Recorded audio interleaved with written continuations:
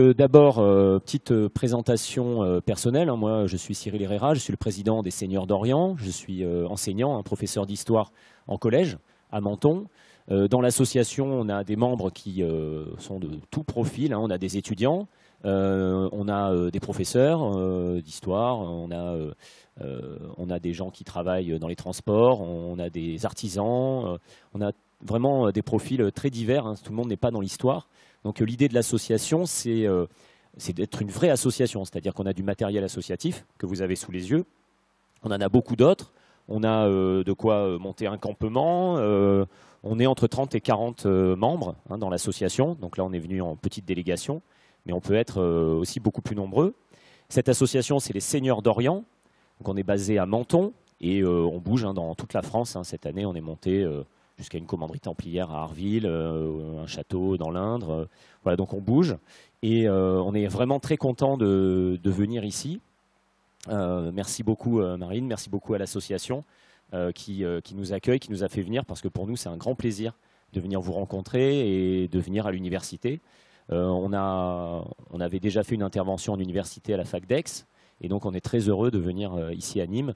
D'habitude on fait plutôt les collèges, les lycées, et c'est vrai que là c'est sympa de pouvoir discuter et rencontrer des étudiants passionnés. Donc nous on travaille en évocation historique et reconstitution, donc c'est un petit peu les deux. Qu'est-ce que c'est la reconstitution et l'évocation hein, globalement, c'est-à-dire qu'on travaille d'abord sur des sources. On a la même méthode que les historiens, en gros. Hein. On va chercher des documents, ça peut être des textes, je vais vous en présenter, ça peut être des images, ça peut être des sources archéologiques. Et puis on fait beaucoup confiance aussi aux historiens spécialistes des questions. Je vous ai amené quelques ouvrages ici de référence, vous pourrez jeter un œil tout à l'heure, qui nous servent régulièrement, notamment des historiens anglais qui travaillent sur les pièces archéologiques au niveau militaire, ou des historiens français qui travaillent sur la vie en Orient. Donc on a vraiment une foule de documents. Donc cette méthode, elle est très importante. Je vais vous montrer un petit peu comme exemple, en fait, hein, des petits exemples comme ça, juste pour vous montrer comment on travaille. Hein. Par exemple, on nous a demandé, pour un tournage de documentaire, d'évoquer hein, Saladin pendant le siège d'Acre. Donc bon, bah là, on travaille sur des sources. Alors, quelles sources? Alors, ça peut être des sources iconographiques, hein, des images, comme ici, une évocation de Saladin. Donc évocation symbolique bien sûr, mais on voit la robe d'apparat, on voit les couleurs qui sont utilisées, on a essayé de suivre un petit peu ce code couleur. On a essayé aussi de trouver des vêtements, donc là on vous présentera tout à l'heure, Florian porte la tenue, qui est reconstituée à partir d'un tissu du XIIe siècle, donc on est allé chercher des sources. C'est un tissu qui est au Metropolitan Museum à New York, et donc avec les fragments on peut faire reconstituer ces tissus. Donc on n'est pas sur simplement, on n'imagine pas, on travaille vraiment sur les sources, et on essaie aussi de croiser avec les textes, puisqu'on a quelques descriptions de Saladin, pas beaucoup, mais les quelques descriptions qu'on a nous précisent certaines choses, et donc on essaie, nous, de suivre ces sources autant que possible. Le problème de la reconstitution historique, c'est que bon, on cherche, comme les historiens, un petit peu à trouver le vrai, mais on est dépendant des sources, et puis on est limité aussi. On est limité par plein d'éléments. Déjà, l'argent qu'on a à disposition, ça coûte extrêmement cher. Hein, les équipements que vous avez sous les yeux, hein, il y a une épée qui vaut 1000 € par exemple, c'est pour vous dire, hein, les casques aussi, faits à la main, forgés à la main, tout ça, ça vaut très cher. Et donc, évidemment, on est limité par le coût, on est limité par nos propres connaissances, parce que nous, ce n'est pas notre métier. Hein. Nous, moi, je suis professeur d'histoire, je ne suis pas payé pour faire de la recherche historique. Donc, on n'a pas forcément le temps, tout le temps, d'aller fouiller, donc on fait confiance aux historiens. Et puis aussi, on reste aussi dans l'animation beaucoup. Donc, par exemple, nos chaussures, on est obligé de porter des semelles antidérapantes dessous, parce que quand on nous demande de faire du combat sur des terrains en béton ou sur de la pierre, on se tuerait quoi, hein, avec des chaussures lisses en cuir, on glisserait, on ne pourrait pas faire de combat. Donc on est obligé de composer. Hein, nos armes, par exemple, il y en a une seule qui est tranchante, les autres sont non tranchantes, pour pouvoir montrer au public justement des armes. Donc là aussi, c'est une limite. Hein, il y a pas mal de limites comme ça, mais on essaie, nous, de franchir ces limites.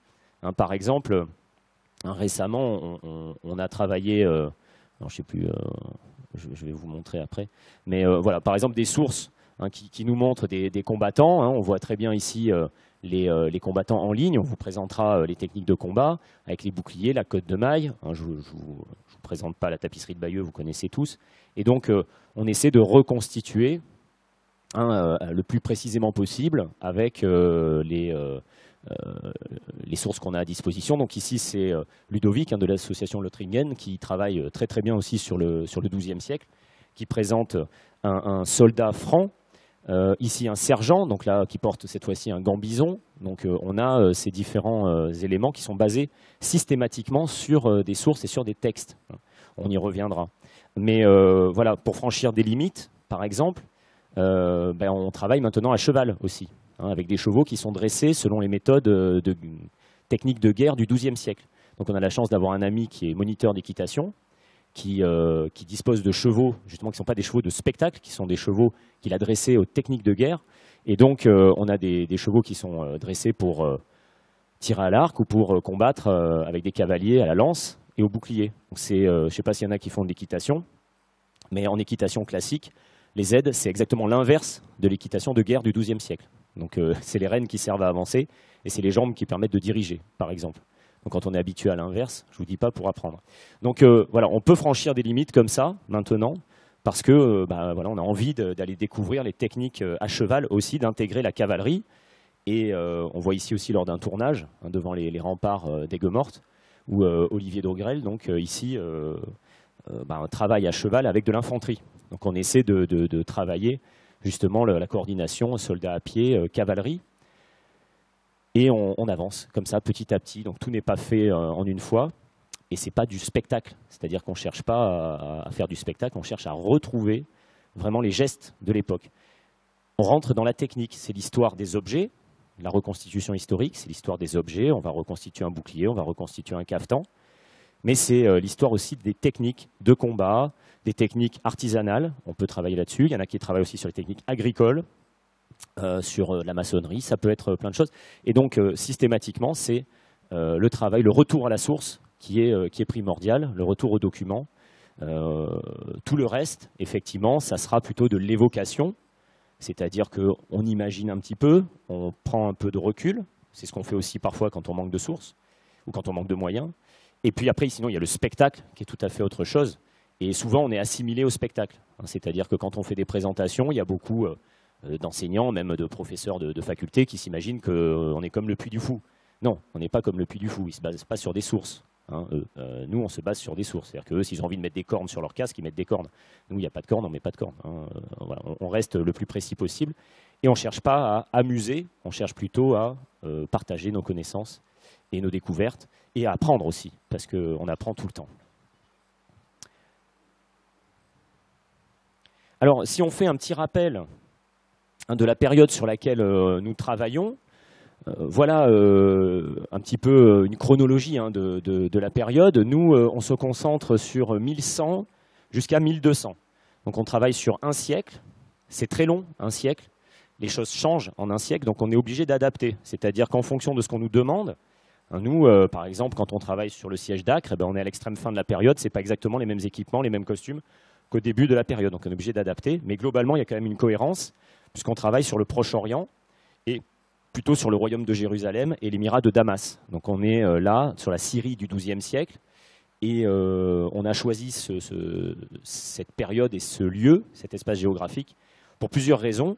La première raison, c'était que ça nous plaisait beaucoup de travailler sur les échanges culturels. On n'avait pas trop envie de travailler que sur l'Occident. Il y a des associations qui travaillent sur l'Occident au XIIe siècle qui sont formidables et qui font un super travail déjà. Nous, on voulait un petit peu innover, on avait envie de voyager un peu, et puis on avait envie de travailler sur des textes, sur des documents un peu originaux aussi. Donc là, on est content puisqu'on travaille sur des textes arabes, turcs, arméniens, byzantins, francs. Et on est donc sur cette idée que finalement, les Francs, ces Européens qui sont allés s'installer là-bas, s'adaptent, on va en parler, s'orientalisent un petit peu, et qu'aussi, il y a une certaine occidentalisation aussi des Orientaux, aussi au contact des Francs. Donc ça, on pourra le voir après. Donc, pour rappeler un petit peu la chronologie, première croisade donc, qui aboutit à la prise de Jérusalem en 1099. Donc là, nous, c'est notre point de départ. Et on a la création des États latins d'Orient, c'est ce qui nous intéresse particulièrement, et le royaume de Jérusalem. Le royaume de Jérusalem, il est créé officiellement en 1100, avec Baudouin Ier qui prend le pouvoir après son frère Godefroy, et ensuite qui va passer ce pouvoir à d'autres rois, Baudouin II, et ainsi de suite. Et nous, on s'arrête effectivement à la fin du XIIe siècle, quand Jérusalem tombe, puis que les Francs n'arrivent pas à la reprendre pendant la Troisième Croisade. Et pendant toute cette période, ce qu'on constate, c'est que les Francs en Orient bien découvrent l'Orient, découvrent les populations et doivent s'adapter. Quand je dis qu'ils doivent s'adapter, ils n'ont pas trop le choix. Hein. Ils sont entourés de centaines de milliers d'habitants qui sont des orientaux. Mais alors quand on parle d'orientaux, c'est des peuples très divers. Hein. C'est pas que des musulmans. Hein. Il y a il y a des calculs qui ont été faits par les historiens. On estime qu'il y a à peu près la moitié des habitants qui sont chrétiens d'Orient, donc pas des catholiques, mais des chrétiens d'Orient, et à peu près l'autre moitié qui sont musulmans, et une petite proportion aussi de population juive. Mais tout ça séparé dans différentes mouvances, différentes sectes aussi, qui sont très nombreuses en Orient. Donc la situation est très compliquée. Ce n'est pas juste des musulmans et des chrétiens, c'est beaucoup plus compliqué que ça. Et donc ils découvrent un univers qui est beaucoup plus complexe que ce qu'ils connaissaient en Occident, et avec des mélanges culturels qui sont formidables, hein, entre l'Empire byzantin, l'Arménie, les Turcs qui débarquent évidemment des steppes, le monde arabe, et les Francs, les Italiens, les Grecs qui sont installés là-bas. Et donc on est dans cette période-là. Alors il y a beaucoup d'affrontements, hein, ça il ne faut pas se le cacher, hein, il y a des rencontres de populations, c'est vrai, il y a des échanges, mais il y a aussi beaucoup d'affrontements, le monde de la guerre, hein, vous le voyez ici représenté. Hein, la guerre fait partie un petit peu du quotidien. Et de toute façon, dans les sources, on a un petit problème là-dessus, c'est que généralement, quand il n'y a pas de guerre, les chroniqueurs, ils racontent rien. Donc ça, c'est assez emblématique, c'est-à-dire que quand il n'y a pas de guerre, le chroniqueur, il dit cette année-là, il ne s'est rien passé dans le royaume de Jérusalem. On passe à l'année prochaine. Ah bon, d'accord. Donc du coup, on n'a pas d'infos sur ce qui s'est passé. Cette année-là, on a des infos sur la guerre. C'est assez intéressant de voir que pour eux, raconter, c'est raconter principalement la guerre. C'est le rôle du roi. Et donc, dans les chroniques officielles, c'est ça. Alors que quand on lit les textes, par exemple, musulmans, on a plus d'informations. Hein. J'ai amené le livre, la traduction d'Oussama Ibn Munkin, hein, qui est un émir syrien, qui raconte sa vie, qui a vécu plus de 90 ans. Et donc, lui, il a traversé toute cette période. Et c'est très intéressant de voir, il est né en 1095. Hein, et donc, c'est intéressant de voir toute cette période à travers son regard, puisqu'il écrit à la fin de sa vie, enfin il dicte à la fin de sa vie, et on a les Francs qui arrivent, on a les Francs qui découvrent les Orientaux, on a les amitiés qui se nouent, on a les haines aussi, et là c'est vraiment très intéressant de l'étudier. Alors si on regarde rapidement une carte, hein, pour préciser, donc là on a l'invasion des Turcs seldjoukides qui débarquent dans la zone et qui prennent le contrôle de tout l'est de l'Empire arabo-musulman, et d'une grande partie aussi de l'Empire byzantin. Donc cette conquête, elle est fondamentale, hein, pour la compréhension de la situation en Orient, c'est-à-dire que ces États latins, que vous voyez ici au bord de la Méditerranée, qui forment une bande côtière, hein, le long de la Méditerranée, reliée à l'Occident, eh bien c'est effectivement sur cette zone-là que nous on travaille, et donc ils sont vraiment entre justement les Fatimides, hein, d'Égypte, puis les Ayyoubides, et ce monde turc qui est en train de se construire, en tout cas ces puissances turques qui sont en train d'envahir cette zone-là. Et c'est cette invasion turque, hein, qui déclenche par réaction, alors c'est pas que ça, c'est pas que cette raison-là, mais qui déclenche en partie par réaction la première croisade. Hein, donc cette invasion turque, elle a vraiment une importance géopolitique énorme à l'époque, ça bouleverse tous les équilibres. Et au début de la croisade, les Fatimides d'Égypte essaient de s'allier avec les croisés pour lutter contre les Turcs, pour les prendre en tenaille. Bon, finalement, ça échoue, ça ne marche pas cette alliance, mais il y a cette idée de s'allier finalement, même musulmans chrétiens, contre les Turcs, parce que c'est la grande puissance de l'époque, il faut les arrêter. En réalité, ils étaient déjà en guerre les uns contre les autres, hein, les Turcs, ils étaient déjà en train de se disputer, mais voilà un petit peu l'idée. Si on zoome sur la Méditerranée au XIIe siècle, alors ça c'est une carte qui est assez intéressante, c'est une carte qu'on montre beaucoup aux élèves. Je voulais vous la montrer, parce qu'aux élèves de 5e, on leur montre cette carte, qui est complètement fausse. C'est ça qui est intéressant. Pourquoi? Parce qu'elle gomme toutes les oppositions, toutes les subtilités, toutes les divisions. On a un monde musulman qui est unique et tout en vert. Et quand on parle de monde musulman, en fait, c'est un monde effectivement dirigés par essentiellement des musulmans, mais comme je vous l'ai dit, en Syrie, par exemple, la moitié sont chrétiens. Donc on est loin d'un monde complètement musulman. Et en plus, les Seldjoukides, par exemple, sont en guerre perpétuelle contre les Fatimides. Donc il y a vraiment une division énorme, sans parler de l'empire almohade. Et pareil, du côté de l'Europe, on a une énorme simplification ici, comme si l'Europe était déjà construite. Et il n'en est rien, bien évidemment, il y a énormément de divisions. Donc il faut faire attention avec ces cartes qui sont des simplifications. Si on zoome un petit peu sur la zone qui nous intéresse, nous, voilà, à l'issue de la première croisade, sur la carte de gauche ici, la situation des États latins. Et on voit très bien que le royaume de Jérusalem est vraiment petit, c'est vraiment une enclave. Ne parlons pas du comté de Tortosa et la principauté d'Antioche, et même le comté d'Édesse qui est complètement enclavé. Donc ces États latins, c'est des embryons en fait, de petits États. Pour tout vous dire, Godefroy de Bouillon, la première année où il est installé, il a 300 chevaliers et 1 millier d'hommes à pied. Pour des armées, par exemple d'Égypte, qui comptent au moins 10 000 hommes, c'est un peu compliqué de se maintenir. Alors, comment se maintenir ? On va voir qu'il y a quelques clés, évidemment, pour comprendre comment ils ont fait. Mais pareil à Antioche, pareil à Édesse, c'est très très compliqué. Et une des clés, par exemple, ça sera effectivement l'orientalisation. Une des clés, c'est l'orientalisation, c'est-à-dire qu'on s'adapte très rapidement. Alors là, il faut lire la thèse de Florian Besson, qui a écrit une thèse il n'y a pas très longtemps sur les seigneurs d'Orient, justement, au XIIe siècle, et qui explique très bien que c'est une orientalisation ostentatoire. On se montre orientaux. Donc ça, on le verra à travers nos costumes. C'est-à-dire que dès la première année, on abandonne les vêtements francs et on s'habille à l'oriental. On se marie avec une femme orientale. On pousse les chevaliers francs à le faire, parce que les héritiers seront les fameux poulains. On en parlera tout à l'heure quand je présenterai Vincent. Ces poulains qui sont les héritiers de ces croisés qui se sont mariés avec des femmes orientales. Donc la deuxième génération de ces francs installés en Orient, c'est plus des francs, c'est des franco-arméniens, franco-syriens. On a vraiment un mélange qui est très très fort. Donc ça, c'est un élément de réponse pour comprendre comment ils ont fait pour s'intégrer là-bas. Deuxième élément, on en parlera aussi tout à l'heure, c'est les turcopoles, bien sûr, ces combattants orientaux qui sont intégrés par centaines, puis par milliers dans les armées franques, et qui sont des Arméniens, des Syriens, des Kurdes, qui combattent du côté des Francs. Ils peuvent être musulmans d'ailleurs, ça ne pose pas de problème dans l'armée franque. On peut être chrétien, musulman, on ne regarde pas la religion du moment qu'on combat bien. Et puis ensuite la deuxième carte, on est vers la moitié du XIIe siècle, et donc là on voit que le royaume de Jérusalem s'est étendu.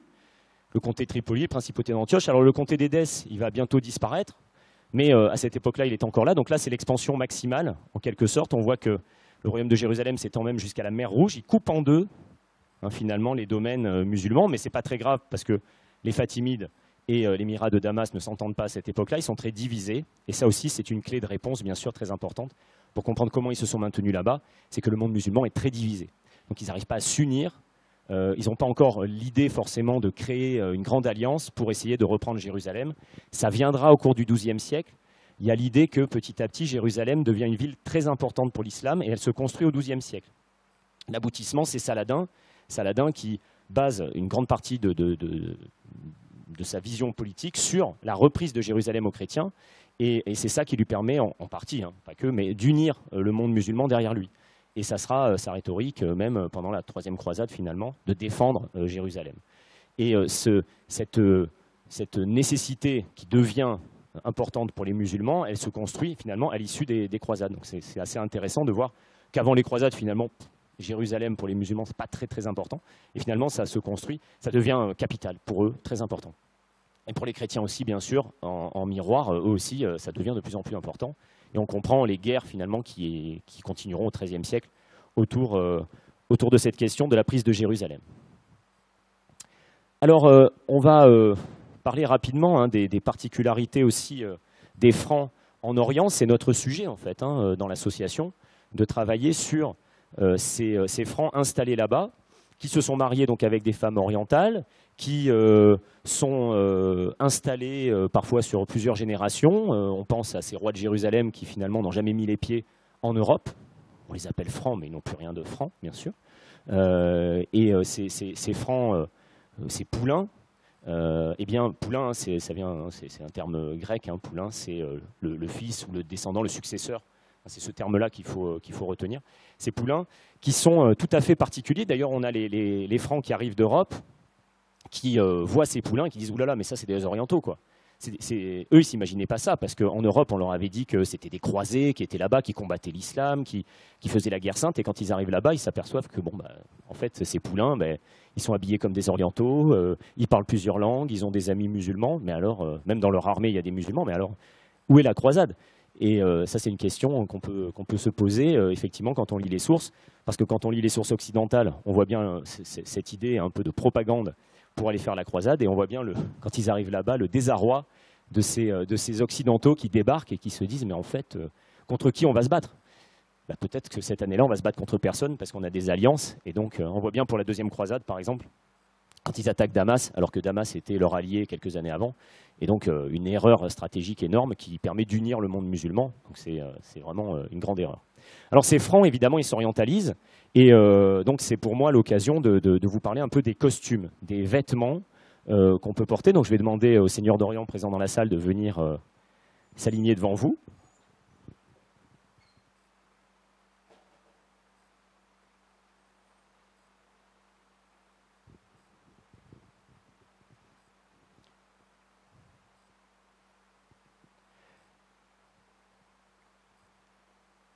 Alors, les sources sur les Francs en Orient, c'est très compliqué. C'est très compliqué. La seule trace vraiment qu'on ait du XIIe siècle sur un Franc, par exemple, au combat, c'est celle-là.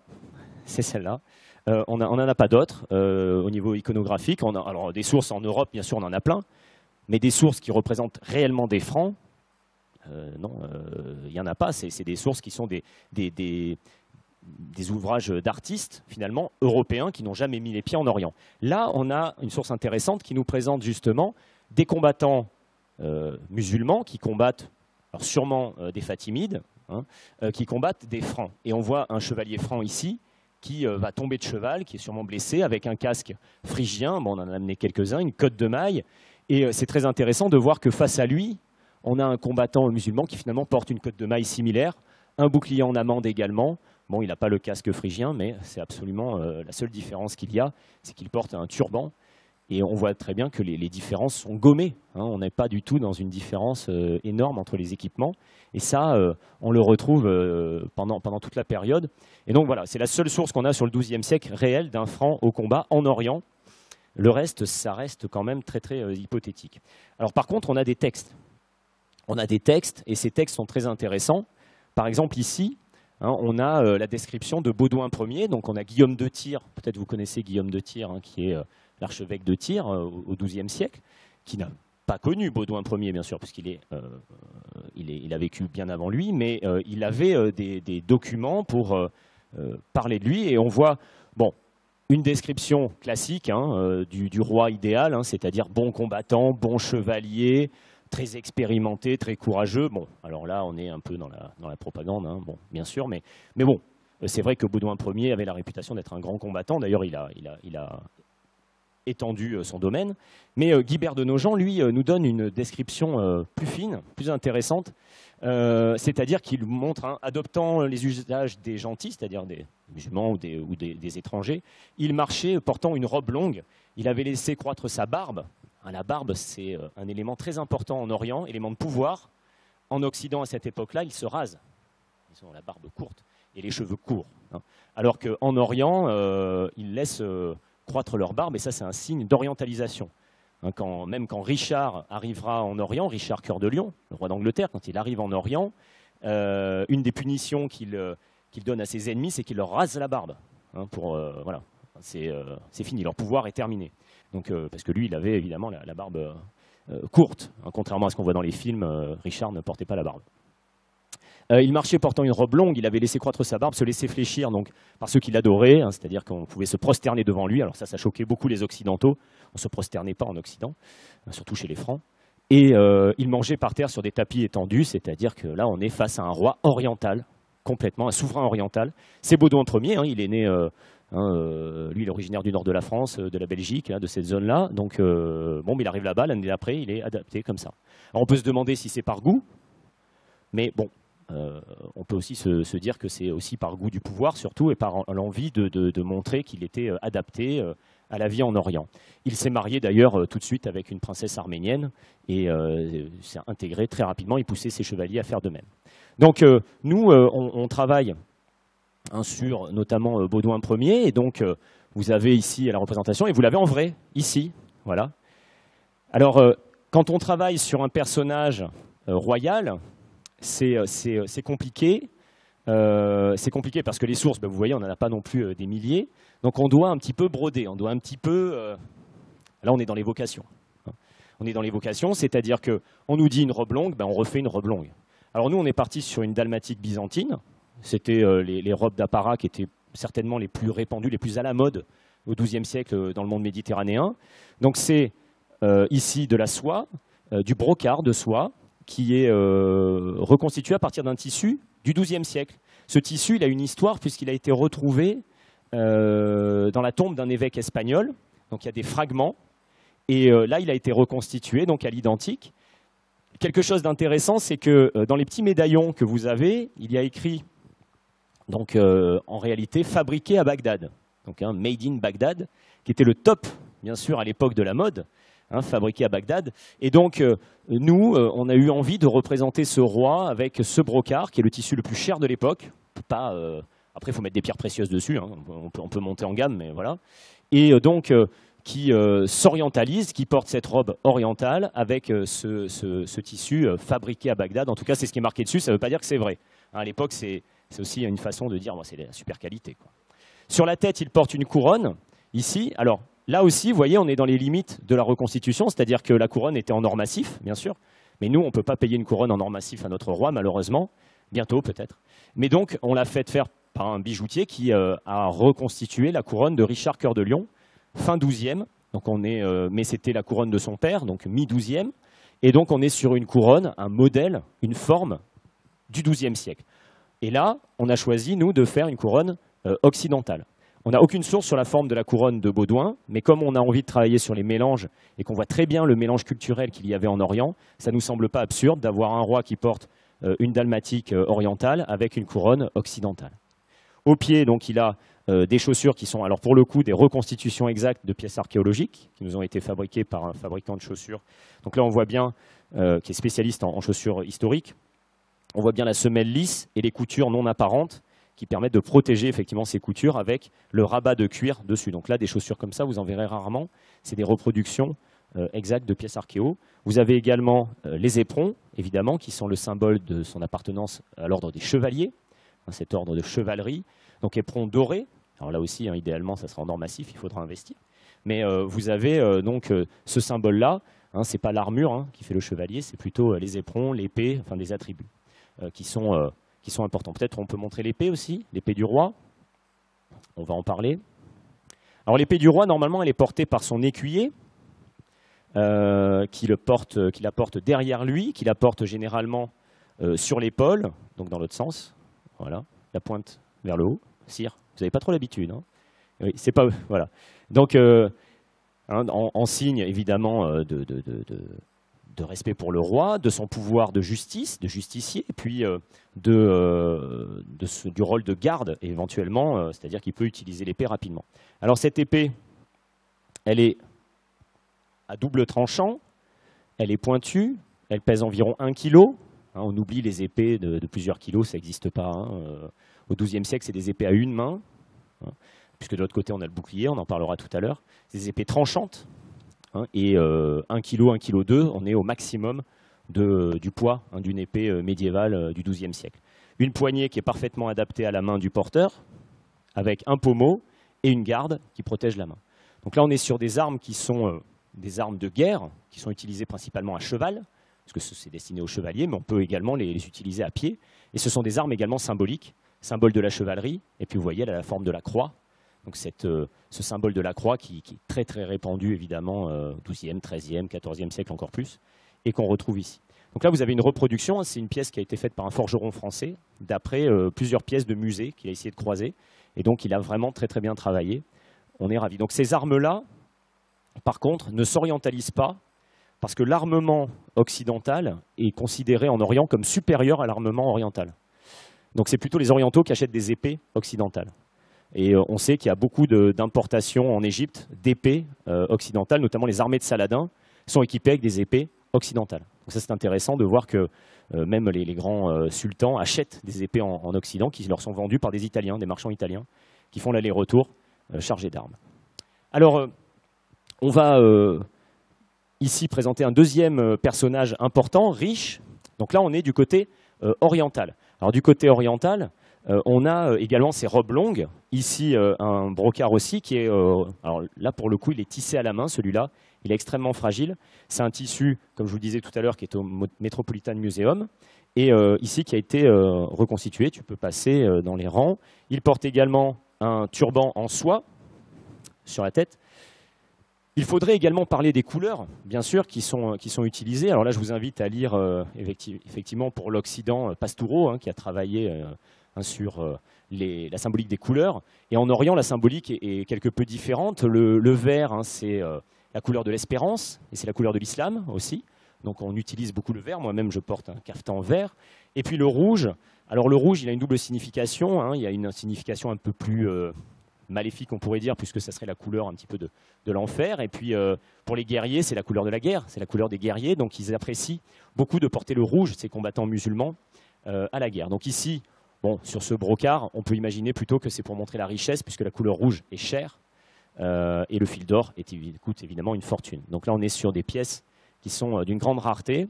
Et la coupe, eh bien, on a essayé de conserver ce qu'on voit sur les sources, c'est-à-dire ces grandes robes d'apparat, portés par les émirs, par exemple, les sultans. Qu'on a cette mode de la robe orientale qui peut être aussi portée par les francs, hein, puisqu'on le voit dans les sources.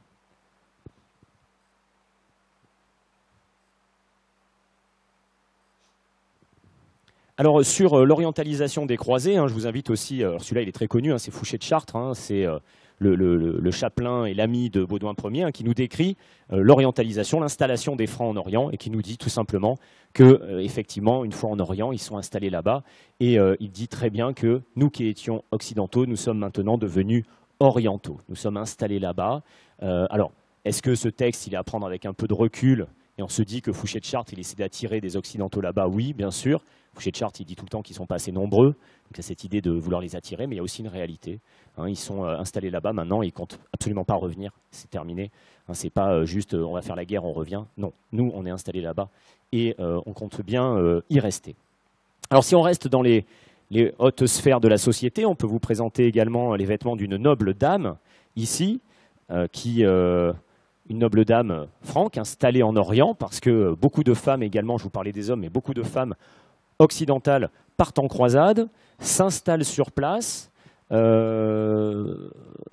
développent également leur vie là-bas, et donc ces femmes qui ont accompagné leur mari, par exemple, ou qui parfois sont allées en pèlerinage seules et restent là-bas, eh bien, elles aussi peuvent s'adapter. Alors ici, on a une robe qui est très intéressante puisqu'elle est à mi-chemin entre les modes occidentales et orientales. En Occident, on a ces grandes manches, hein, pendantes très longues, on les retrouve aussi dans l'Empire byzantin. D'ailleurs, à savoir qui a lancé la mode, bon, ça c'est un débat.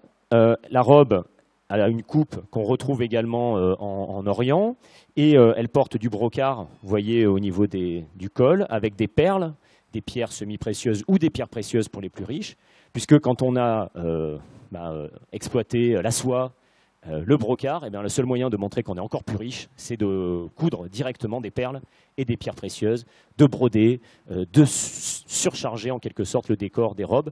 Et donc, plus on va surcharger, plus on va montrer sa richesse. Elle porte un voile également sur la tête.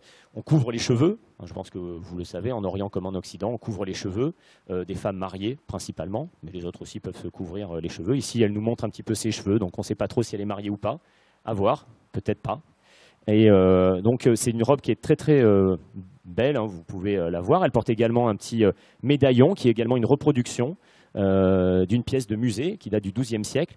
Et ce médaillon, il était par contre fabriqué en France. Hein, au XIIe siècle, il a été fabriqué en France. Et donc elle a pu l'amener avec elle Donc là, on a un mélange culturel sur ce personnage. Si on regarde ici un autre costume, on a un costume plus simple, mais les couleurs sont vives. Hein, alors la couleur, je vous en parlais tout à l'heure, le bleu, le rouge sont des couleurs chères. Sont des couleurs chères, difficiles à faire tenir sur le tissu. Quand on lave les pièces de vêtements, ça part, donc il faut les reteindre. Donc quelqu'un qui a des couleurs vives, ici c'est quelqu'un d'un statut élevé, même si le tissu c'est pas de la soie. On a des seigneurs qui s'habillent en laine, par exemple. C'est de la belle laine fine, ça peut être un tissu qui coûte très cher et qui montre aussi la qualité du personnage. Donc là, c'est une robe typiquement occidentale. On est sur quelqu'un qui vient peut-être d'arriver en Orient ou qui préfère garder cette mode-là occidentale. Le voile également sur la tête. Et une amplitude, vous voyez en bas de la robe, cette amplitude qu'on retrouve sur pratiquement tous les vêtements de cette époque-là. Les manches resserrées, puisque là, on a affaire à une suivante qui va devoir travailler, qui va devoir porter des choses. Bon, la noble dame n'a pas besoin de le faire, donc elle peut porter des manches longues. Là, il faut un vêtement pratique, une ceinture pour éventuellement mettre des outils, mettre des objets de la vie quotidienne, et donc un personnage qui serait de rang aisé, quand même, pour l'époque. Merci. Ensuite, je vais appeler les francs, ici, trois francs qui sont représentés ici, donc qui portent des vêtements, vous voyez, un peu moins colorés, un peu moins vifs. Donc on voit tout de suite un rang certainement un peu inférieur. Là, on est plutôt sur la masse des combattants croisés, par exemple, ou francs qui partent s'installer en Orient. Alors vous voyez, et vous le verrez tout à l'heure, on oublie les tuniques blanches à croix rouge.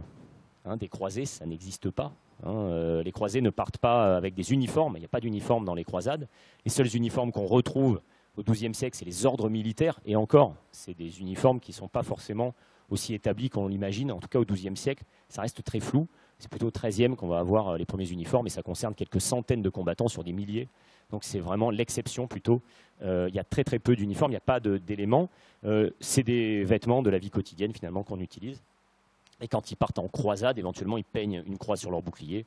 Et puis, c'est tout. En général, il n'y a pas d'autres symboles, ou alors une croix cousue sur l'épaule droite pour montrer discrètement qu'on est croisé, mais on oublie les grandes croix comme ça sur les vêtements. Il n'y a que dans les films où on les voit, mais malheureusement, c'est entièrement faux. Alors, ici, de la laine, ici, du lin, donc les deux tissus les plus utilisés au XIIe siècle. Je vous ai montré de la soie, du brocart. Tout ça, c'est extrêmement rare. La majorité porte finalement de la laine. C'est vraiment le tissu le plus utilisé, laine de différentes qualités. Moi-même, je porte de la laine, un cafetan en laine. Donc les cavaliers turcs, par exemple, portent beaucoup de laine aussi. Et le lin, qui est également un élément très important, surtout pour les sous-vêtements. Donc là, si on voit un petit peu l'organisation du vêtement, donc on a les chausses en laine, ici, qui sont rattachées aux braies. Est-ce que tu peux montrer tes braies? Non? Tu peux montrer tes braies? Vas-y, monte tes braies. Voilà. Regardez, on va le déshabiller un petit peu. Donc, les braies qui forment un vêtement, un sous-vêtement. Voilà. Il tient bien, il tient bien. Tiens-le, tiens-le. Moi, je ne le tiens pas. Donc, voilà. Braies, chausses. Alors, au XIIe siècle, la mode, c'est des chausses moulantes. On le voit sur les sources, on a l'impression qu'ils portent des collants. Alors, est-ce que c'est les sources qui exagèrent un peu? On ne sait pas trop, mais la mode, c'est ça. C'est les chausses moulantes. Et la tunique, la cotte, on appelle la cotte, qui se porte par-dessus la chинce. Donc la cotte et la chince ont à peu près la même coupe. Les manches doivent être resserrées. Ça peut être plus ou moins moulant et très ample en bas. Cette amplitude qu'on retrouve en bas qui permet de pouvoir se déplacer sans problème, de pouvoir se baisser, se relever, enjamber quelque chose, monter à cheval s'il le faut. Donc on a des vêtements pratiques. Il n'y a pas d'élastique à l'époque, donc il faut qu'il y ait de l'amplitude. C'est l'intérêt des braies et des chausses, c'est cette amplitude qu'on gagne quand on fait des activités. Il porte ici en bandoulière une petite sacoche qu'on retrouve sur beaucoup de sources aussi populaires pour mettre les affaires. Donc elle est en lin, elle peut être en cuir éventuellement si on est un peu plus riche. Généralement, c'est plutôt en lin. Le bonnet, on peut porter ici. On a aussi un chapeau de paille, je ne sais pas où il est passé. Ah ben il est là, voilà. Le chapeau de paille qu'on retrouve également sur beaucoup de sources. Tiens, on va lui mettre sur lui. Pam. Et ça lui va très très bien. Donc ce chapeau de paille qu'on retrouve depuis la haute antiquité jusqu'à aujourd'hui. Et avec différentes formes, mais ça fait partie du vêtement classique au XIIe siècle aussi, notamment des travailleurs, des paysans par exemple, mais d'autres classes de la société. Les ceintures, également en cuir, ici, qui permettent de resserrer la cotte au niveau de la taille. Alors je vais vous présenter un autre personnage qui est intéressant, c'est un poulain, donc Vincent ici, qui porte un vêtement à mi-chemin entre les cultures. Donc on est sur un vêtement qui a une base occidentale et qui a des éléments orientaux. Alors là aussi, c'est très intéressant de lire Oussama Ibn Mounkin, hein, qui nous montre finalement ces francs installés. Hein, il nous dit, nous en voyons qui sont venus se fixer au milieu de nous et qui ont fréquenté la société des musulmans. Ils sont bien supérieurs à ceux qui, plus récemment, les ont rejoints dans les régions qu'ils occupent. Donc évidemment, il a des amis poulains installés là-bas. Et donc, bon, il veut dire du mal un peu des francs, mais là, il y a quand même ses copains. Donc lui, il est ami avec des chrétiens, il va souvent à Jérusalem, il est accueilli par les Templiers, il loge chez eux, il est ami avec le roi. Donc il ne peut pas dire du mal des poulains. Donc il dit, bon, les poulains, ils sont adaptés, ça va, ils sont sympas. Par contre, les autres ne sont pas super. Ceux qui viennent d'arriver, on voit bien qu'ils s'en méfient. Et parce qu'ils viennent essentiellement pour faire la guerre sainte, hein, le pèlerinage armé. Donc cette idée, elle est quand même là. Donc son vêtement base occidentale, hein, on retrouve exactement la même chose, les chaussures basses, les braies, les chausses, la cotte, la tunique, et puis par-dessus, il porte un caftan. Alors caftan à fermeture droite, hein, qu'on retrouve chez les Turcs énormément.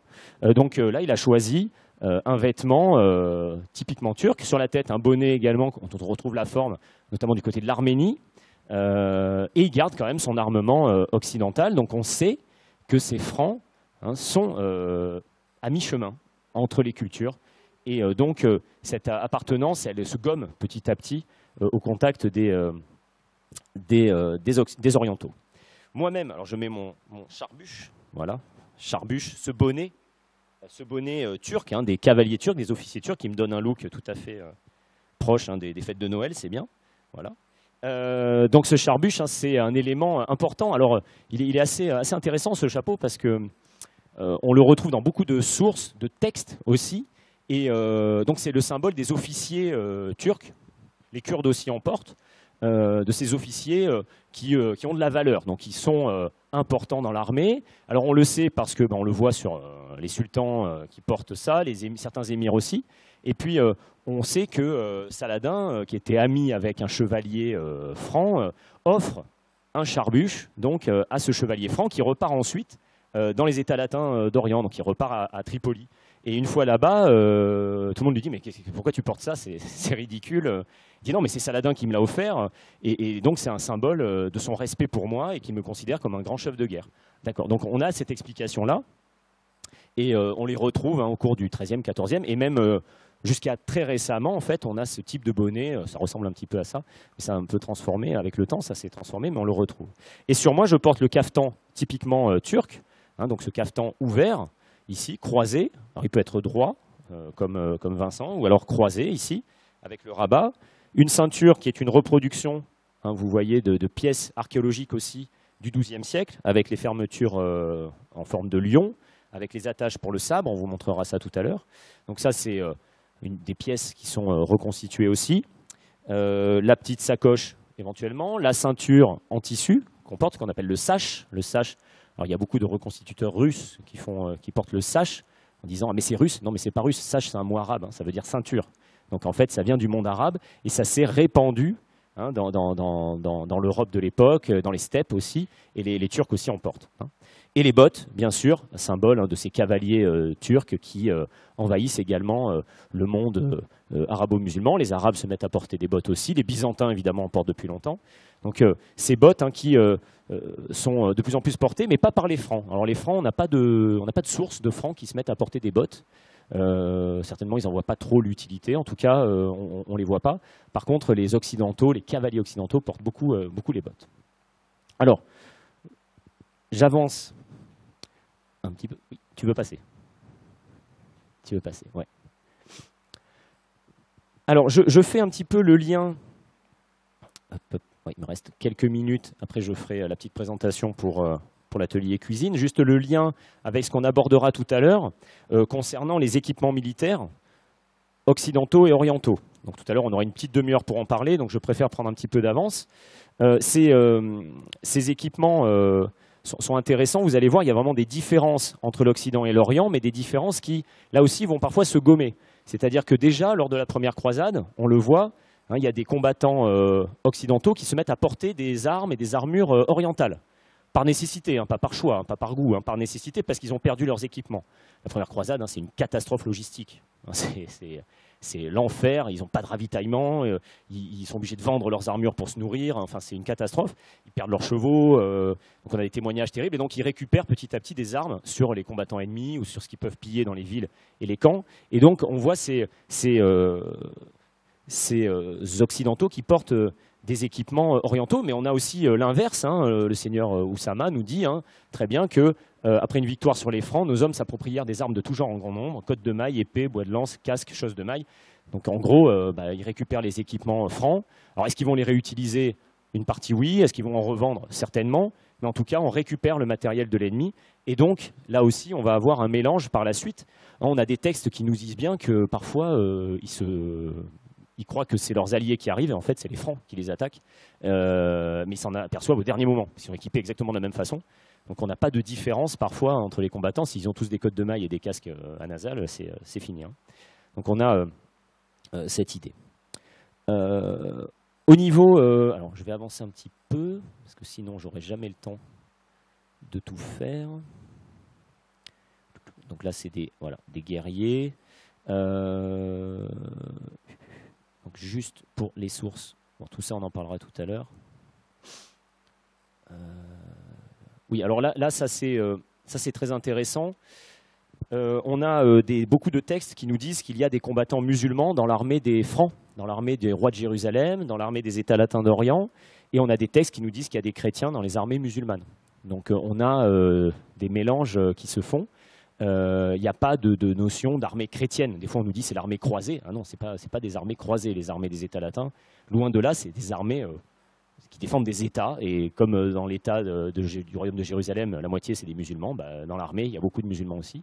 Et donc on nous le dit très souvent, hein, un noble turc qui marchait avec les nôtres, un jeune et brave turc nommé Mamoué qui arriva tout armé, suivi de 100 archers, donc il va combattre avec 100 archers qui viennent de Damas, du côté de Baudouin, contre des musulmans. Ça pose aucun problème, hein, c'est des questions politiques, géopolitiques, et ce n'est pas des questions religieuses. Hein.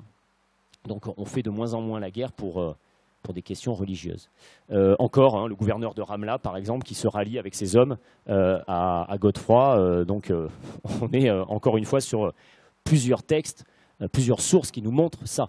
Donc ça, c'est une des particularités de ces armées orientales des États latins d'Orient. Autre particularité très très intéressante, je lance un peu des idées comme ça, hein, pour terminer, c'est qu'on a aussi des témoignages de femmes chevaliers dans les rangs, enfin de femmes en tout cas combattantes à cheval, dans les rangs des Francs. Et ça, on a plusieurs sources qui nous en parlent. Hein. Des fois, on me dit ah, mais c'est pas vrai. Tout. Oui, moi j'ai mes sources, j'ai des textes. Donc par exemple, Al-Isfahani, le biographe de Saladin, on se base sur lui pour toute l'histoire de Saladin. Et quand il parle de femmes combattantes, on dit ah, c'est pas vrai. Ah, bon, alors le reste c'est vrai, mais ça c'est pas vrai. Bon, parce que ça nous embête un peu. Parce que les femmes combattantes, quand même, au XIIe siècle, ça nous embête. Bon, n'empêche qu'on a des textes qui nous en parlent. Et encore, s'il était tout seul, bon, on pourrait se dire il a un peu craqué. Mais enfin, il nous dit bien que les Francs, des chevaleresses parmi les Francs, portent la cuirasse et le casque, et qu'elles sont de bonnes combattantes. Et d'ailleurs, eux, ils s'en rendent compte quand ils les déshabillent après la bataille, parce que ils ont fait des prisonniers, ils leur enlèvent leur armure. En fait, c'est des femmes. Donc là, ils sont tout à fait étonnés. Et puis on peut se dire, bon, peut-être qu'il raconte n'importe quoi, sauf que on voit bien que parmi les prisonniers, là aussi, Ibn al-Athir, autre historien musulman, nous dit parmi les prisonniers, il se trouva 3 femmes franques qui combattaient à cheval. Donc là, il n'y a plus de doute, on a 2 sources qui nous parlent des femmes franques à cheval. Elles ne sont pas des milliers, hein, il y en a 3, 4, mais il y en a un petit peu. Alors est-ce que se cacher parmi les hommes, ça paraît peu probable. Sur un camp, je ne vois pas comment des femmes pourraient se cacher, mais bon, je ne sais pas. En tout cas, on nous parle aussi, Ibn Shaddad par exemple, nous parle aussi d'une femme qui tire à l'arc, qui combat à l'arc devant le siège d'Acre. Donc on a aussi là des sources de femmes combattantes. Alors ça, c'est des particularités. C'est-à-dire qu'en Occident, on a des traces de femmes qui commandent des troupes, mais on n'a pas de traces réelles de femmes chevaliers, vraiment où elles combattent. Il n'y a qu'en Orient, on a des traces de femmes chevaliers qui combattent parmi les rangs des combattants chrétiens. Donc ça, c'est assez intéressant à voir comme particularité. Enfin, je termine et ça fera le lien avec ce que je vous expliquerai tout à l'heure sur l'art de la guerre au XIIe siècle, on a beaucoup de textes qui nous racontent les batailles, comment se passe une bataille. Et là, on est tout à fait surpris et intéressé parce que ce qu'on nous raconte là, c'est l'inverse de ce qu'on voit dans la plupart des films ou dans la plupart des documentaires qu'on nous propose aujourd'hui. C'est-à-dire que quand on lit ici, hein, alors quand on nous raconte, des fois on nous dit oh, il charge, bon, il galope, il court vers l'ennemi. Bon, bah non, il ne court pas vers l'ennemi. Hein, on voit, lorsqu'il se prépare au combat, il marche gravement, les lances dressées vers le ciel et en silence. Ah, il ne crie pas sur les champs de bataille. Donc là, on est tout à fait étonné parce que moi, dans tous les films, toutes les séries, tous les documentaires que j'ai pu voir, je vois des gens hurler avec des grandes croix rouges sur le torse et qui se battent n'importe comment. Bon, ben là, du coup, ils avancent en silence, ils approchent de leurs adversaires. Et quand ils sont prêts, là, effectivement, ils chargent. Donc c'est au contact de l'ennemi qu'on va impacter sur une distance très courte. Mais encore une fois, on est loin de ce qu'on voit dans les films, hein, les grandes charges sur des kilomètres. Bon, évidemment, c'est entièrement faux. On en parlera tout à l'heure. On a aussi exactement la même description, mais du côté musulman. C'est sympa de voir un petit peu les différences. Ben, en fait, les différences, il y en a très peu. Si on regarde, par exemple, Al-Tarsoussi, qui écrit un traité militaire pour Saladin, il nous dit bien qu'il faut placer le piéton devant le cavalier afin qu'il constitue pour lui comme une forteresse protectrice. Donc devant, on met le fantassin, derrière le cavalier. Donc, là aussi, les films où on met les chevaliers devant, ben non, hein, les cavaliers sont derrière. Et on avance par groupe, hein, on voit deux hommes avec un tireur, donc on a ces formations en trinôme hein, qui avancent, et la cavalerie lourde qui est vraiment à l'arrière, à l'abri du danger. Et quand on regarde Guibert de Nogent, donc un chroniqueur franc, il nous dit, bah, nous, comment on fait? Bah, les hommes de pied, archers et lanciers, devaient marcher en avant des chevaliers. Voilà. Donc en fait, les francs et les musulmans se battent de la même façon. C'est assez étonnant, mais c'est les mêmes stratégies. Alors il y a des différences, on va en parler, mais oui. Ouais, c'est catastrophique dans la mêlée. Alors, le meilleur moyen, c'est de maintenir des lignes. Alors ça, on le voit bien dans les textes. Ils disent on essaie de maintenir les lignes au maximum pour éviter de se mélanger justement avec l'ennemi. Donc, tenir les lignes. Après, dans les charges de cavalerie, on voit bien que ça éclate les lignes. Et donc là, vraiment, on peut se demander comment ils font pour éviter de se tromper. Alors, il y a des petites différences quand même dans les équipements. Hein, mais c'est vrai que quand on voit les sources, on se dit les différences sont quand même pas énormes. Hein. Oui.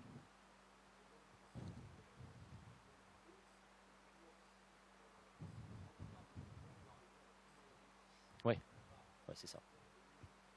Catastrophe. C'est ça, c'est ça. Et ça, vraiment, il y a plusieurs textes qui nous en parlent, hein, où ils sont surpris. Ils croient vraiment que c'est des alliés qui arrivent, et au dernier moment, ils se font charger dessus, ils s'aperçoivent que c'est des ennemis. Et ça, il y a plusieurs exemples de scènes comme ça, parce que bah, voilà, ils sont tellement mélangés, ils achètent les équipements des uns des autres, qu'ils se ressemblent beaucoup. Alors, il y a quand même quelques différences. Les bannières, par exemple, qui permettent de faire la différence. Les cavaliers turcs, eux, sont quand même très différents, donc ça permet... Comme les Turcs sont très nombreux dans les armées musulmanes, ça permet quand même de faire la différence. On va dire que c'est les seuls qui sont un petit peu, entre guillemets, extraterrestres par rapport aux autres et leur façon de combattre. Mais c'est les seuls. Après, c'est vrai que du côté des fantassins musulmans, c'est très compliqué. Donc là, on a le même exemple, évidemment, avec Raoul de Caen et Tancrède. Mais voilà, on a ces exemples-là. Je voulais vous montrer. Donc là, c'est... Oui. Alors là, les cavaliers turcs, par exemple, eux, et je termine là-dessus, hein, qui... combattent vraiment différemment, puisqu'eux, ils cherchent à encercler l'ennemi. Et on voit très bien ici, hein, leurs escadrons s'élancèrent de tous côtés vers attaquer à coups de flèches et de javelots le corps des Francs. C'est-à-dire qu'eux, ils refusent la ligne. Hein, la technique des Turcs, c'est comme la technique des cavaliers mongols. Peut-être vous avez un peu étudié les cavaliers turco-mongols, leur technique de combat. Refus de la ligne, refus de la frontière, refus de la limite. On est partout à la fois et nulle part. On galope autour, et ça désorganise complètement les armées occidentales. Ils ne comprennent pas ce qui se passe. Il n'y a plus de ligne, il n'y a pas de troupes à chasser du champ de bataille, parce que même le champ de bataille, pour eux, il n'y a pas de limite, il n'y a pas de champ de bataille, en fait, chez les Turcs et chez les Mongols. On se bat partout, on se bat nulle part, et ça désorganise les lignes. Le refus de la ligne, c'est quelque chose de terrible, et à chaque fois, ils sont terrifiés par ça, parce qu'ils ne savent pas comment les rattraper. Oui.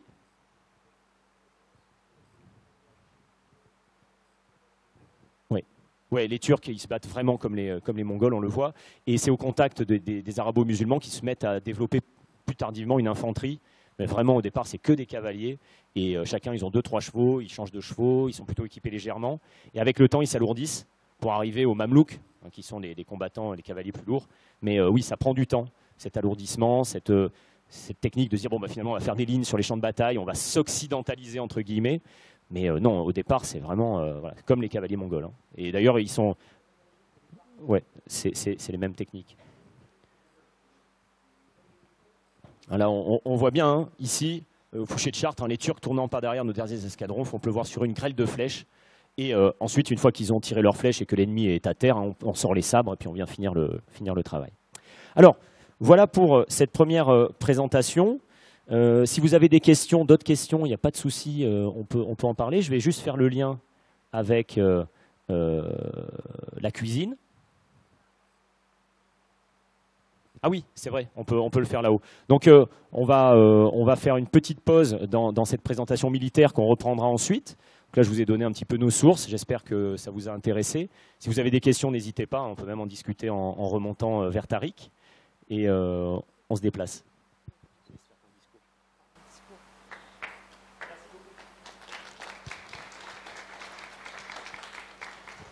Du coup, c'était juste parce qu'on n'a pas fait de petits discours, on va dire, introductifs. Déjà, c'était pour vous remercier d'être venus, parce que pour certains, vous venez de la Côte d'Azur. Enfin, voilà, c'est pas non plus à côté. Donc merci d'avoir fait le déplacement. C'est pas non plus tout le temps. Enfin, je veux dire que l'université, je pense qu'elle accueille ce genre d'événements. Et je vois qu'il y a beaucoup de L1. Et j'espère que du coup, l'année prochaine, vous prendrez la relève de l'assaut, parce que il y a plein de trucs à faire, clairement. Et voilà, donc merci pour ta présentation, merci à vous tous pour cette expo-conférence. Et du coup, voilà, on va vous inviter à vous déplacer si vous le souhaitez en H001 pour ceux qui connaissent. Pour ceux qui ne connaissent pas, suivez le troupeau. Pour l'atelier cuisine de Tariq, sur le couscous médiéval. Voilà.